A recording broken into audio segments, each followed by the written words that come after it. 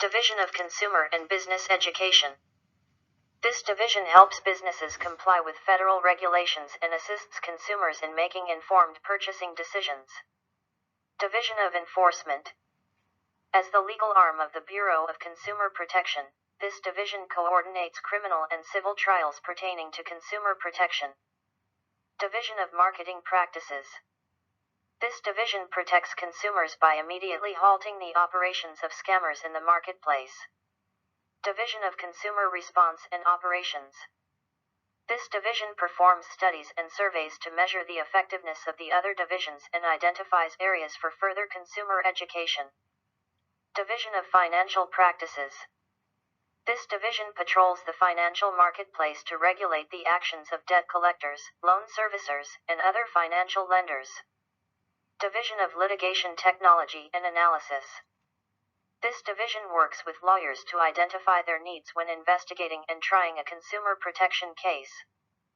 The Bureau of Consumer Protection is also responsible for monitoring advertising aimed at children, advertising of tobacco and alcohol products, e-commerce practices, employment frauds such as work-at-home schemes, the Fair Credit Reporting Act, the Truth in Lending Act, and the Magnuson-Moss Act, which regulates warranties.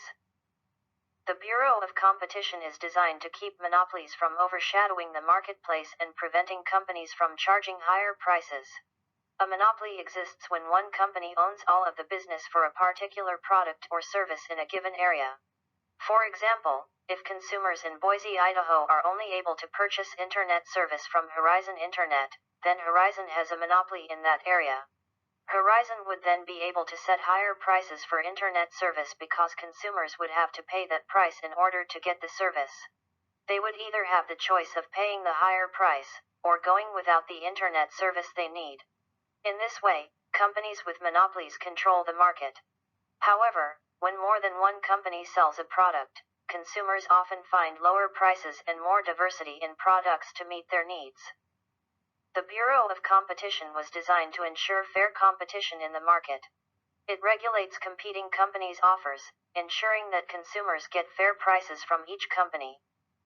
The Bureau of Economics analyzes the impact of all the FTC's actions, to determine how effective they are, and what the ramifications of each action are. They conduct studies, report to legislatures, and give testimonies. Consumer fraud. While most companies operate ethically, all consumers need to be aware that there are individuals and companies who seek to take advantage of them. False advertisement, defective products, get-rich-quick schemes and other methods exist to trick people into spending their money. This is known as consumer fraud. Consumer fraud is a major concern for both law officials and consumers. In order to avoid consumer fraud, be aware of these facts. Products that sound too good, or promise miraculous results such as weight loss or other dramatic health transformations are often just scams. Avoid act now, get rich quick and work from home schemes that often require investment with little return. You'll often have to pay money to start your business, but you won't get anything in return. Don't give out passwords, PIN numbers, bank account information, etc., especially over the phone or internet. Don't tell anyone your date of birth or social security number if you don't know them or can't verify their company.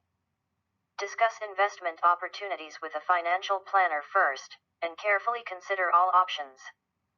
Although you may not have yet encountered all of these different types of fraud, you may encounter them in the future. Most consumers come in contact with at least one of these scams during their life. Contracts. At some point in your life, you will likely be asked to sign a contract. Some jobs require contracts before work begins.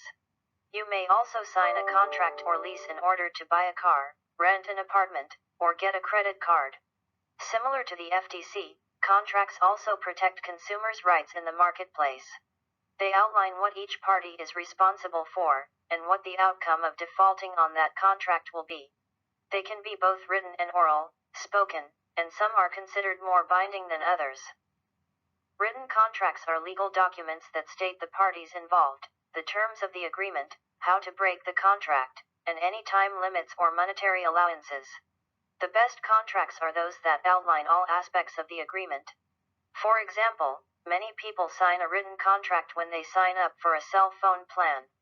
This contract outlines what the individual will pay each month and how much it will cost the individual if they want to leave the plan before the contract time ends.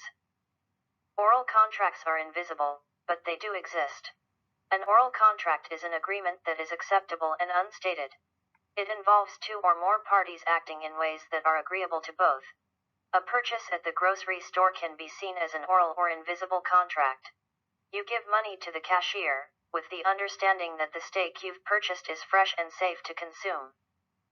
However, what happens if you get home, enjoy your delicious steak, and 4 hours later find yourself suffering with terrible stomach pains? After rushing to the emergency room, the doctor tells you the steak from the grocery store had gone bad, causing your symptoms. Because of your oral contract at the store, you expected that the food you purchased was safe to eat, so you might be interested in pursuing a case against the grocery store for financial damages you incurred at the hospital. And, as long as you can provide sufficient evidence for your case, a court will probably honor your oral contract. There are situations that mandate a written contract, though. Due to the statute of frauds, a court would likely ask for a written contract in cases involving the exchange of large sums of money, or tasks that require long periods of work. When in doubt, if you are involved in an exchange of a large amount of goods, a large sum of money, or a long period of your time, it is best to get an agreement in writing that is signed by both parties. This is the best way to protect yourself, should the other party violate the terms of the contract and cost you time or money. Fault protection. Warranties. A warranty is a type of contract that protects consumers from faulty products such as electronics or a new automobile.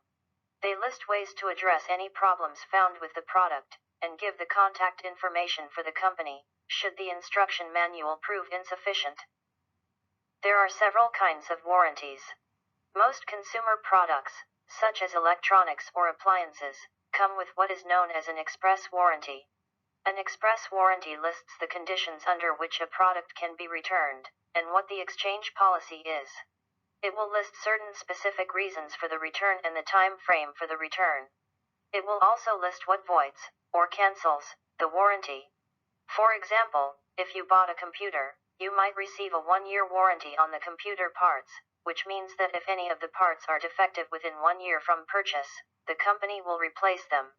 However, if you dropped the computer into a lake, the damage will probably not be covered by the warranty. In some cases, making certain changes to an item will void the warranty or end its coverage.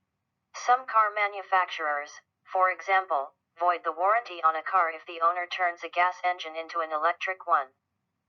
An implied warranty is an unspoken warranty that is so common that people don't need it to be specified. In our earlier steak example, you could take advantage of an implied warranty to get another steak, but you might still want to sue the grocery store to recoup your medical costs. Really, every transaction at a grocery store, for example, comes with an implied warranty. If the milk you bought is soured when you open it, you can take it back to the store for an exchange or refund thanks to the implied warranty. In most of the United States, implied warranties are established by a set of laws called the Uniform Commercial Code. The code itself is a set of recommendations, but almost every state has adopted those recommendations as law. Louisiana and Puerto Rico are the exceptions. Another type of warranty is a lifetime warranty, but this term can be quite misleading.